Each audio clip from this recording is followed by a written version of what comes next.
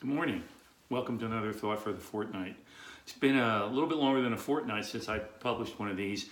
I have a gig working for the American College teaching graduate level estate planning once a week online, and that's eaten up a lot of the time when I would do things like make my podcast or my video casts and those things. But got it under control and it's back in line. It's actually turned out to be a very interesting experience getting to talk to advisors all over the country around how to think differently about estate planning and to bring purposefulness into it.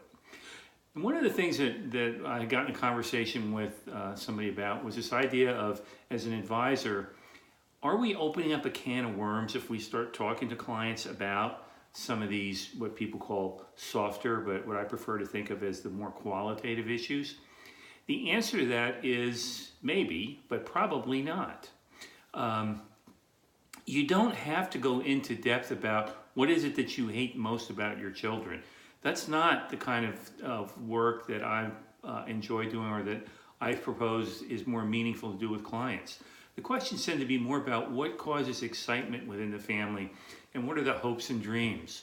Those questions have never, in the last 20 years that I've been doing this, opened up the proverbial can of worms.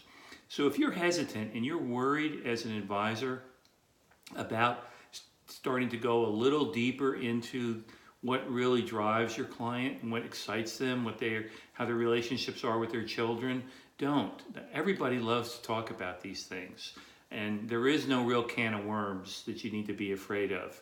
If you sense that it's getting too close to one of those, then you can bring in a collaborator and you don't have the responsibility for trying to deal with something that is not in your wheelhouse or is above your pay grade, which is one of my favorite phrases. So don't be afraid of the can of worms and ask some great questions. Thanks, and I'll see you again in about a fortnight.